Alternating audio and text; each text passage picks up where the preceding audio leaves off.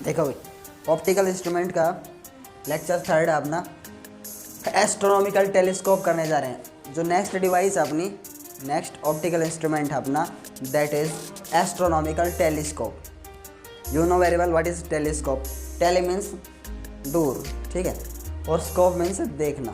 तो distant objects को देखना किसी डिवाइस की हेल्प से, तो हमने क्या नाम रख दिया उसका, टेलीस्कोप। समझ में आ गया। जैसे माइक्रोस्कोप था वैसे ही टेलीस्कोप है, इसमें भी दो लेंस होंगे, समझ में आ गया, सेम दो लेंस हो गए और दोनों इसकी वैसे सेटिंग करेंगे जैसे हम माइक्रोस्कोप की थी, रिलैक्स्ड आइज के लिए और स्ट्रेस्ड आइज के लिए। तो पहले आपको ये पता होना चाहिए टेलीस्कोप एस्ट्रोनॉमिकल टेलीस्कोप है, नाम इसका एस्ट्रोनॉमिकल टेलीस्कोप। क्यों? क्योंकि एस्ट्रोनॉमिकल ऑब्जेक्ट्स को देखने के काम में आता है, ठीक है। तो ऑब्जेक्ट पास के भी देखने पड़ते क्या, हाँ, अर्थ के ऊपर जब ऑब्जेक्ट को आप देख रहे हो, किसी ऑब्जेक्ट को, और with the help of telescope, तो वो एस्ट्रोनॉमिकल टेलीस्कोप नहीं होगा वहाँ। समझ में गया। वो टेरेस्ट्रियल टेलीस्कोप बोला जाएगा बेटा। कौन सा टेलीस्कोप है वो? टेरेस्ट्रियल टेलीस्कोप, ठीक है। कभी आप सोचते हो टेलीस्कोप केवल एक ही टाइप का नहीं है, टेलीस्कोप कई सारे टाइप के होते हैं। चलो मैं आपको पहले बता दूँ टाइप्स ऑफ टेलीस्कोप। मेन जो हमारे को पढ़ने हैं, मेन तो दो ही हैं, ठीक है। पहला है रिफ्रैक्टिंग टाइप टेलीस्कोप, ठीक है।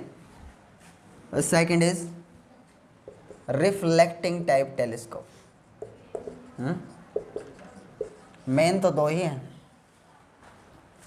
रिफ्रैक्टिंग टाइप टेलीस्कोप और रिफ्लेक्टिंग टाइप, दोनों ही पढ़ने हैं, लेकिन इनके कुछ टाइप्स हैं। अब रिफ्रैक्टिंग टाइप टेलीस्कोप है, इसके 3 टाइप्स है बेटा, ठीक है। और first type is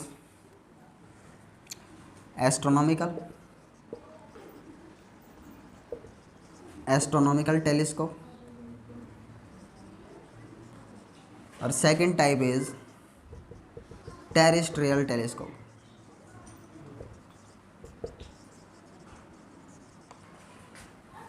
and third type is Galilean type telescope,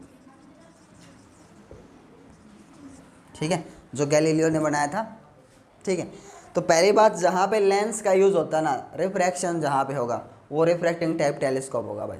जहाँ पे लेंस का यूज़ नहीं होगा that is reflecting type telescope, mirror का यूज़ होगा, समझ गए ना। हाँ, सो ये 2 टाइप के हैं, न्यूटन टाइप और कैसेगेरियन टाइप। दोनों के बारे में पढ़ना है थोड़ा थोड़ा, ज़्यादा कुछ डिटेल में नहीं पढ़ना। रिफ्लेक्टिंग टाइप टेलीस्कोप यानी कि न्यूटन टाइप टेलीस्कोप, न्यूटन ने बनाया था इसको शुरू में। फिर कैसेगेरियन ने इसमें कुछ जो प्रॉब्लम्स थी उनको दूर किया था, तो दैट इज़ क्या बोला जाता है, वो कैसेगेरियन टाइप टेलीस्कोप।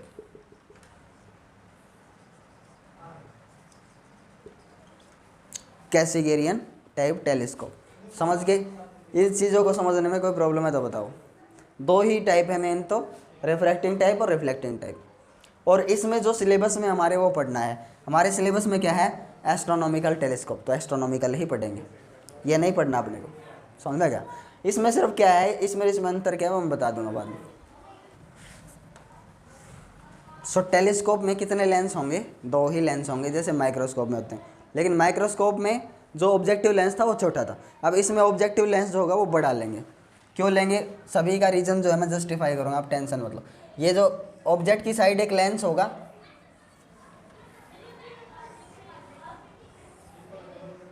ठीक है, इसको थोड़ा सा बढ़ा लेंगे। जो आई पीस होगा, आई लेंस, उसको थोड़ा सा छोटा लेंगे और थोड़ा सा मोटा भी लेंगे। मोटा लेंगे ताकि इसकी फोकल लेंथ शॉर्ट हो सके, छोटी फोकल लेंथ मतलब पावर ज़्यादा, समझ गए। सो यहाँ पे इसका ऑप्टिकल सेंटर है दैट इज़ C2, इसका ऑप्टिकल सेंटर है यहाँ पे दैट इज़ C1, और C1 और C2 को पास करने वाली लाइन, ये दोनों के लिए कॉमन प्रिंसिपल एक्सेस, समझ गए। अब ये बड़ा क्यों लिया है, उसके पीछे भी एक रीज़न है, वो बताऊंगा अभी। तो ये ऑब्जेक्टिव लेंस आपका कौन सा लेंस है, ऑब्जेक्टिव, और ये कौन सा लेंस है, आई लेंस या आई पीस बोलेंगे, जो आंख लगा करके देखेंगे ना, आई पीस। क्या करेंगे, इससे ऑब्जेक्ट को, जो दूर दराज का कोई ऑब्जेक्ट है, डिस्टेंट ऑब्जेक्ट, उसकी इमेज बनाएंगे और उस इमेज को ये और बड़ा करके दिखाएगा। बस यही तो प्रिंसिपल है, सिंपल सा। तो दूर दराज का कोई ऑब्जेक्ट है, डिस्टेंट ऑब्जेक्ट है, इन्फिनिटी पे मान लो, तो उससे आने वाली रेज कैसे होती हैं? Parallel. Parallel to principal axis हैं तो इमेज कहाँ बन जाएगी? फोकस पे। अगर एक दूसरे के भी पैरेलल हैं और पैरेलल टू प्रिंसिपल एक्सिस भी हैं, समझिए इस चीज़ को, एक दूसरे के भी पैरेलल हैं और पैरेलल टू प्रिंसिपल एक्सिस भी हैं, तो इमेज कहाँ बन जाएगी? ठीक है, एग्जैक्ट फोकस पे, ये फोकस। लेकिन अगर ये रेज एक दूसरे के ही पैरेलल हैं, पैरेलल टू प्रिंसिपल एक्सिस नहीं हैं, एक दूसरे के ही पैरेलल हैं, यानी कि ऐसे आ रही हैं, ऐसे प्रिंसिपल एक्सिस के पैरेलल थोड़ी ना हुई, तो ये इमेज कहाँ बनेगी? बनेगी फोकल प्लेन में ही, लेकिन नीचे बनेगी थोड़ा सा। ये फोकल प्लेन है, इस फोकस के ऊपर अगर आप एक पेपर रख देते हो तो एक प्लेन बन गया, तो है ये फोकस ही, लेकिन ऊपर नीचे फोकस वाली लाइन पे ये फोकल प्लेन बोला जाएगा। क्या बोला जाएगा? Focal plane. तो ये रेज ऐसे आ रही हैं एक दूसरे के पैरेलल, लेकिन पैरेलल किसके नहीं है? प्रिंसिपल एक्सिस के। अब डिस्टेंट ऑब्जेक्ट से आने वाली rays parallel to each other, मैंने बोला ना पैरेलल टू ईच अदर है, but they are not parallel to principal axis.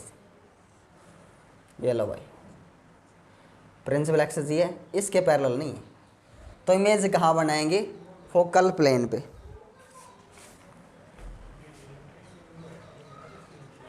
इस ऑब्जेक्टिव लेंस का फोकस है इधर, तो मैं इसको लिखूंगा FO, focus of objective lens. कोई दिक्कत है तो बताओ। अब ये इमेज बनाएंगे इधर, जैसे ये रिफ्रैक्शन हुआ तो यहाँ मीट कर गया, रिफ्रैक्शन हुआ यहाँ मीट कर गया, ये सी में से निकली बिना रिफ्रैक्ट करे, बिना मोड़े तोड़े, ये रिफ्रैक्शन हुआ यहाँ, ये रिफ्रैक्शन हुआ यहाँ, तो ये सारे एक पार्टिकुलर पॉइंट पे मीट कर गई, और ये पॉइंट है फोकल प्लेन पे ही। इमेज बना दी। इमेज कैसी बनेगी? रियल होगी तो कैसी होगी? उल्टी, इन्वर्टेड। तो this is A dash B dash. कोई दिक्कत है तो बताओ। A डैश B डैश, ठीक है। Focus of objective lens FO लिख रखा है, तो this is the focal length of objective lens, FO, focal length of objective lens. अगर ये इसका भी फोकस होगा तो ये जो पॉइंट है ये अगर इस लेंस का भी फोकस हुआ तो अब ये ऑब्जेक्ट जो था, ये ऑब्जेक्ट इन्फिनिटी से यहाँ इमेज बना रहा था, अब ये इमेज जो है इस लेंस के लिए एज ए ऑब्जेक्ट बिहेव करेगी। तो इस लेंस के लिए तो ये ऑब्जेक्ट है और कहाँ पे है? इसके फोकस पे। तो रेज कैसे जाएंगी? पैरेलल, और इमेज कहाँ चली जाएगी? इन्फिनिटी पे। एक रे ऐसे की पैरेलल टू प्रिंसिपल एक्सिस, कहाँ से होकर गुजरेगी? इसके फोकस से, फोकस ऑफ आई लेंस, और यहीं पर इसका भी फोकस है इधर, फोकस ऑफ आई लेंस, दोनों है बोथ साइड। तो ये रे ऐसे निकल गई, एक रे जो ऐसे जाएगी इस सी में से जो जाएगी बिना रिफ्रैक्ट करे, बिना मुड़े तुड़े, एज इट इज़ पार होगी कि नहीं। जब आई से आप इसको देखोगे, ये दोनों रेज आपकी आंखों में जाएंगी, तो न तो ये पीछे काटेंगी ना ये आगे काटेंगी वर्चुअली। तो हम इनको बैक ट्रेसिंग में ऐसे करते हैं, और क्या बोलते हैं? इमेज कहाँ चली गई? इन्फिनिटी पे। इमेज कहाँ चलेगी भाई? कोई प्रॉब्लम है तो बताइए। तो दिस टाइप ऑफ सेटिंग किस टाइप की सेटिंग बोली जाएगी? क्या बोली जाएगी? स्ट्रेस्ड आइज के लिए या रिलैक्स्ड आइज के लिए? रिलैक्स्ड आइज के लिए भाई। इमेज कहाँ चली गई? इन्फिनिटी पे, ठीक है। सो ये जो पहली सेटिंग फॉर रिलैक्स्ड आइज।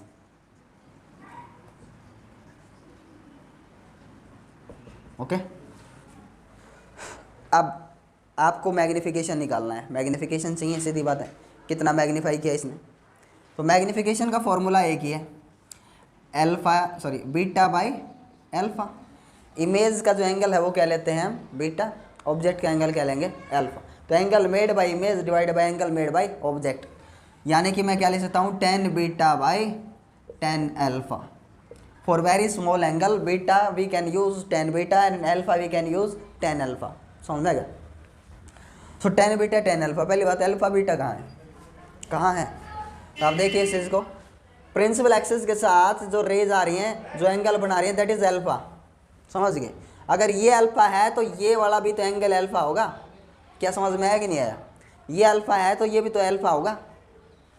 अगर ये इमेज बनी, देखो ये इमेज, देखो ये इसके कारण ये इमेज बनी और ये इसके लिए ऑब्जेक्ट है, लेकिन इसके कारण इमेज कहाँ बनी? तो ये वाली लाइन है ना, देखो स्ट्रेट।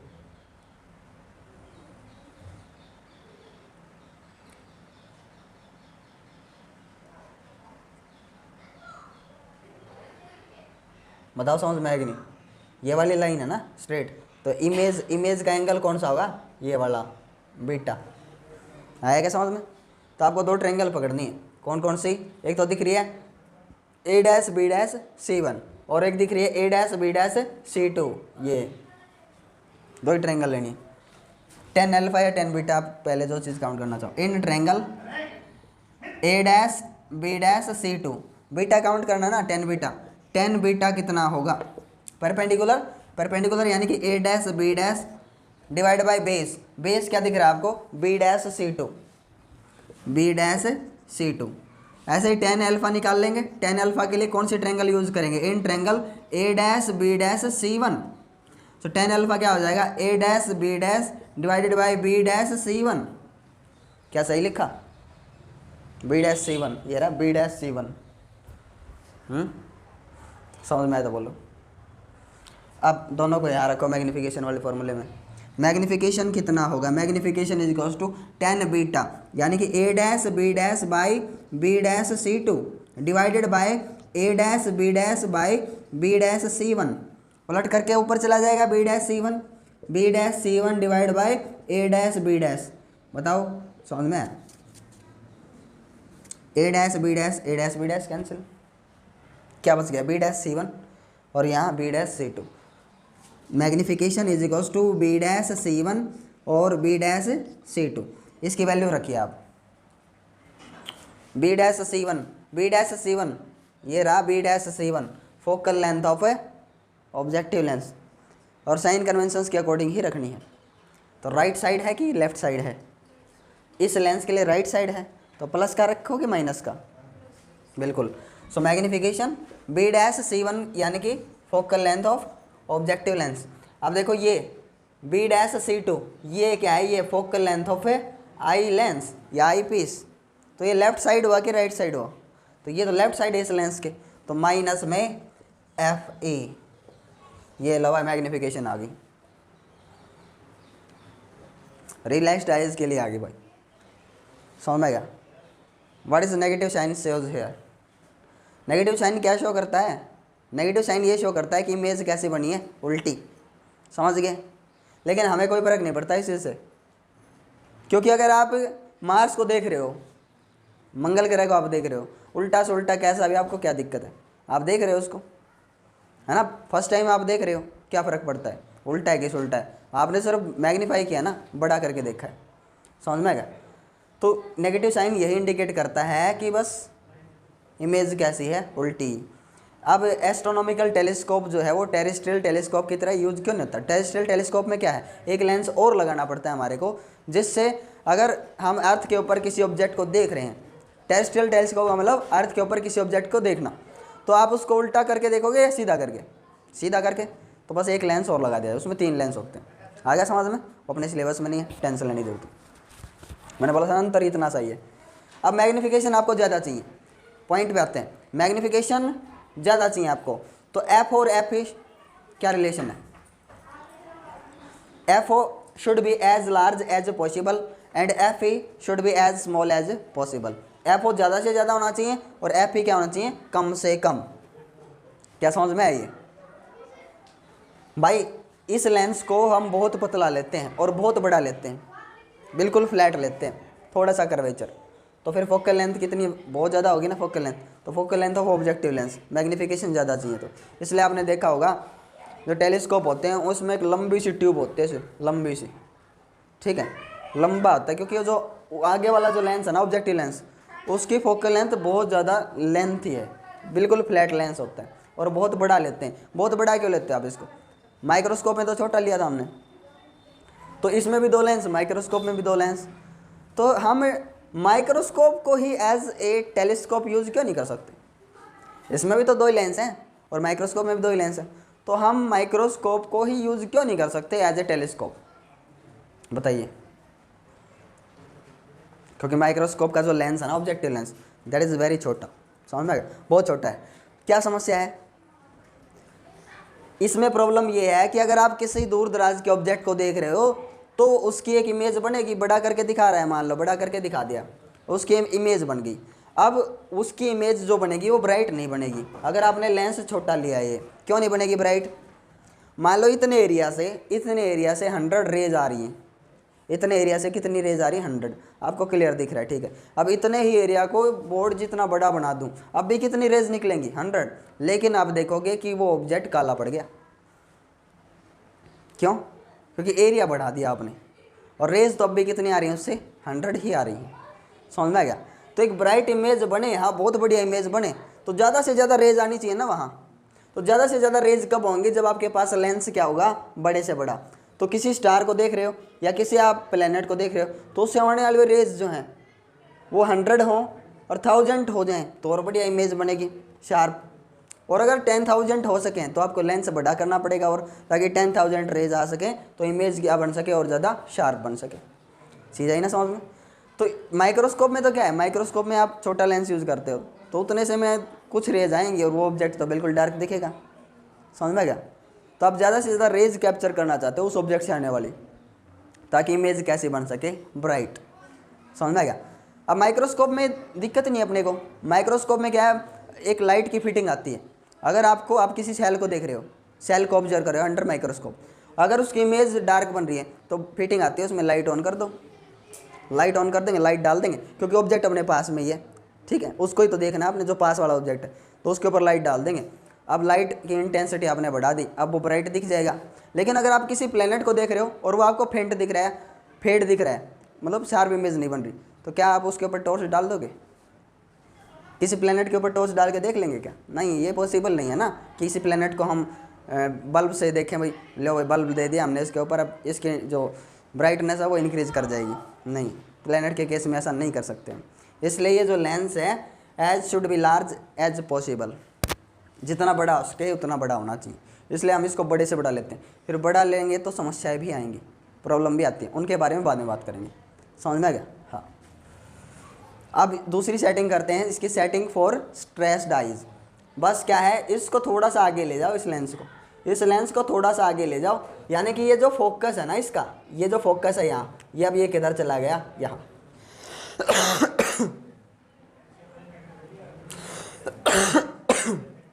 इसका जो फोकस इधर था वो किधर चला गया? किसका? किधर? और इस ऑब्जेक्ट को हमने कहाँ ले लिया? एफ और सी के बीच में। अब इमेज कैसी बन जाएगी? वर्चुअल। अभी तक कैसी बन रही थी? रियल। समझ में? वो और देखो एक बार।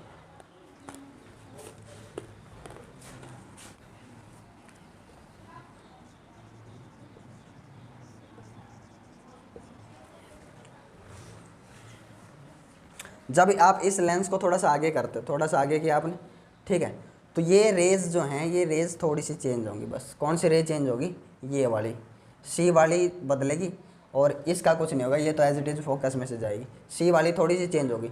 जैसे मैं इसको आगे करूँगा, देखो इसको आगे कर रहा हूँ मैं थोड़ा सा,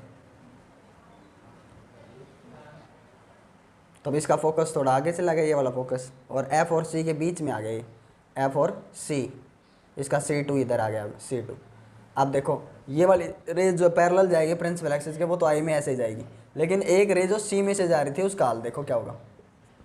अब ये ब्रॉडर होती जा रही हैं, चौड़ी होंगी, पैरेलल नहीं अब ये, तो ये पीछे मीट करेंगे नहीं, तो कहाँ आईज इनको वर्चुअली बैक ट्रेसिंग में कहाँ मीट करवाएगी? यहाँ कहीं।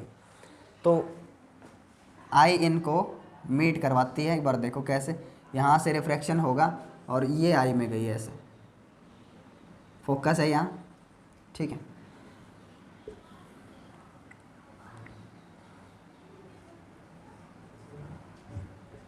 दिस इज बीटा, वही एंगल अपना, this is A dash B dash, ठीक है। अब ये रे देखो, ये रे ऐसे,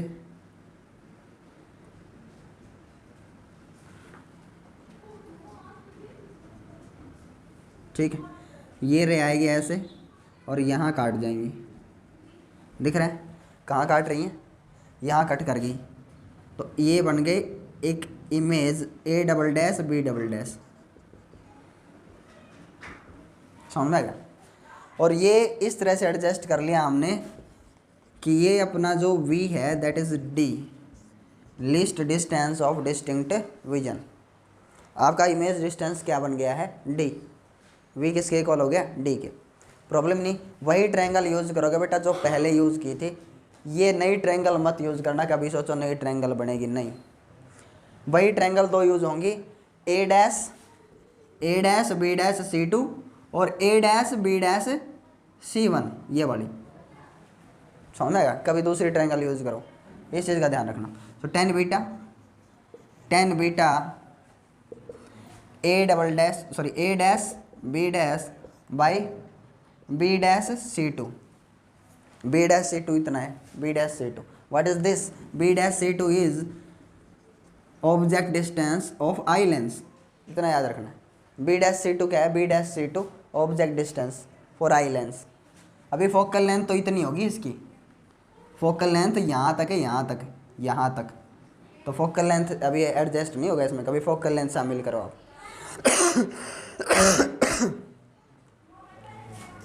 tan अल्फा देखिए, tan alpha A dash B dash upon में B डैश C1, मैंने बोला ना सेम ट्रायंगल, वही ट्रायंगल, ये किए।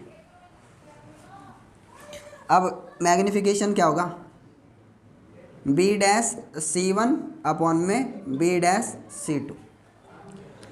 tan बीटा आप रखो, यहाँ रख दो, A dash B dash upon में B डैश C2, और जब आप इसको नीचे रखोगे तो B डैश C1 पलट के ऊपर चला जाएगा, A डैश B डैश नीचे, A dash B dash cancel, क्या बचा, B dash C1 upon B dash C2, समझ में आएगा।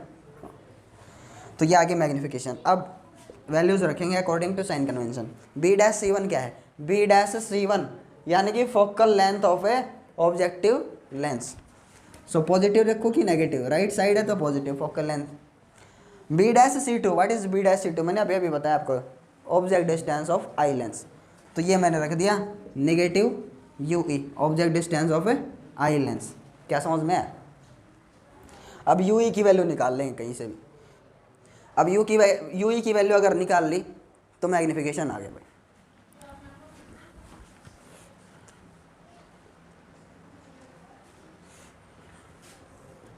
One by V as we know, 1/b minus 1/u is equals to 1/f। समझ गए। किसके लिए निकाल रहे हो आप मैग्निफिकेशन, इसके लिए, आई लेंस के लिए, सारी चीज़ें। तो 1/v बन गया माइनस का d, ध्यान से देखो इमेज किधर बनी है, लेफ्ट साइड, इसलिए v को क्या लिखूंगा मैं, माइनस d। कोई प्रॉब्लम है तो बोलो। माइनस 1/UE, UE नेगेटिव है लेफ्ट साइड, तो माइनस माइनस क्या हो जाएगा, प्लस। क्या इतना समझ में आया भाई। माइनस तो फॉर्मूले में था ऑलरेडी, और माइनस UE लेफ्ट साइड है इस लेंस के, इसलिए क्या हो गया, plus, is equals to 1/f में एफ। ये 1/d इधर आके प्लस का होगा कि माइनस का, आपको तो UE की वैल्यू निकालनी है ना, 1/UE, तो UE इधर ही रखो और इसको इधर ले आओ। तो 1/UE is equals to 1/f में प्लस में d। क्या एल्शियम लेना आता है, एल्शियम लो ना लो, भले आप इसका एज इट इज छोड़ सकते हो। 1/UE क्या है, 1/f प्लस में 1/d। अब ये वैल्यू कहाँ पुट कर दो, यहाँ, या इसको ऊपर बोथ साइड f नोड से मल्टीप्लाई कर दो भाई, बोथ साइड ऊपर ऊपर, प्रॉब्लम ही नहीं है, ठीक है। या फिर यहाँ फॉर्मूले में एज इट इज़ फिक्स कर दो इसको। यहाँ कैसे फिक्स करोगे, 1/UE ही तो है, दिख रहा है आपको, ये 1/U ही तो है, 1/UE, इसको इसके नीचे फिट कर देंगे। Magnification is equals to f naught upon में UE की जगह क्या रखना है, FE। ध्यान से देखो, अभी ये फिक्स हो गया इसके नीचे। यहाँ से क्या कॉमन उठा लिया आपने, 1/FE, 1/FE कॉमन उठाया तो 1 बन गया, 1/FE कॉमन उठा रहा हूँ, 1/FE, तो ये क्या बन गया 1। और अगर नीचे से कॉमन उठाया, नीचे से तो ऊपर क्या हो जाएगा ये मल्टीप्लाई FE/D। ये चीज़ बच्चों को समझ में नहीं आती, क्या आ गया, कैसे कर दिया सर ये। देखो कॉमन उठाने का मतलब क्या होता है, डिवाइड करना। मैं अगर बोलूँ देखो ये न्यूमरेटर है अभी 4 + 8, ये न्यूमरेटर है, डिनोमिनेटर इसके 1 है, डिनोमिनेटर का कोई चक्कर नहीं। अगर मैं बोलूँ 2 कॉमन उठाओ, क्या कॉमन उठाओ इसमें से 2 कॉमन उठाने का मतलब दोनों को किससे डिवाइड करना, 2 से डिवाइड करना। क्या मैं सही बोल रहा हूँ? 2 कॉमन उठाने का मतलब ये है, तो आपने ऊपर से कॉमन उठाया ना 2, तो नीचे डिवाइड करोगे ना। अगर यहाँ नीचे से उठा रहे हो ना आप 1/FE, नीचे से उठा रहे हो कॉमन 1/FE पूरा कॉमन उठाया बाहर, तो यहाँ तो 1 बन गया, और नीचे से उठाया इसका मतलब ऊपर डिवाइड करो बस, तो ऊपर क्या चला जाएगा FE। चीज़ आई समझ में? FE से डिवाइड हो गया नीचे, तो ये पलट करके ऊपर चला गया, समझ में आ गया। तो मैग्नीफिकेशन कितना हुआ, F0/FE 1 + FE/D। मैग्नीफिकेशन ज़्यादा है, दिख रहा है आपको, सिंपल। ये ऐसा कुछ आया था माइक्रोस्कोप में, 1+ था, तो किसके लिए था, स्ट्रेस डाइज के लिए, समझ में आया? हाँ। या फिर जो तरीका मैंने बोला था, आप 1/1 क्या था, 1/UE, ये 1/UE है। आप क्या बनाना चाहते हो, मैग्नीफिकेशन। मैग्नीफिकेशन बनाने के लिए F0 से मल्टीप्लाई करो, F0 से इधर और F0 से इधर, ये तरीका देख लो, ठीक है। ये इक्वेशन क्या हो जाएगी, F0 से ऊपर मल्टीप्लाई किया, ठीक है। नेगेटिव साइन मत बोलना भाई, नेगेटिव साइन है UE, और UE की वैल्यू क्या थी ये, तो नेगेटिव साइन मत बोलना।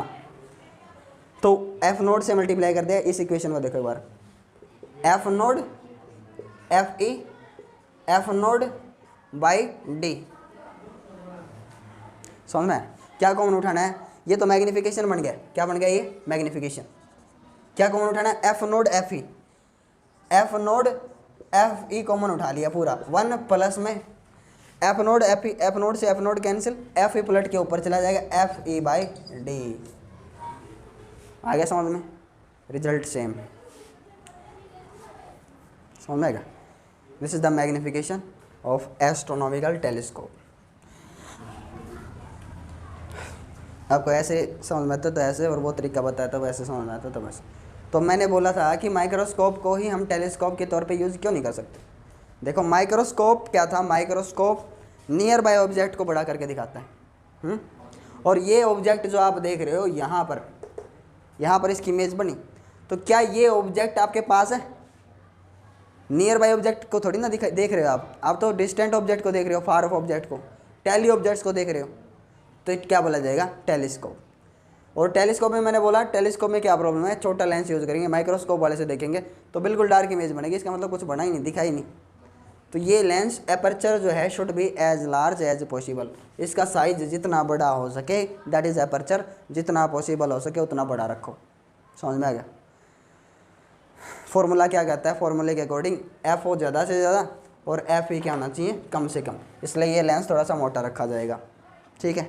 और जब स्ट्रेस्ड आइज़ के लिए वो होगी ना, तो 1 + FE/D, इतना मैग्नीफिकेशन ज़्यादा हो जाएगा, इतना स्ट्रेस्ड आइज़ में इमेज बहुत बड़ी दिखेगी, लेकिन आइज़ में क्या रहेगी, स्ट्रेस, अंडर टेंशन। आया समझ में। अब इसमें कुछ प्रॉब्लम्स है, प्रॉब्लम्स हम नेक्स्ट डिस्कस करेंगे नेक्स्ट वीडियो में, ठीक है।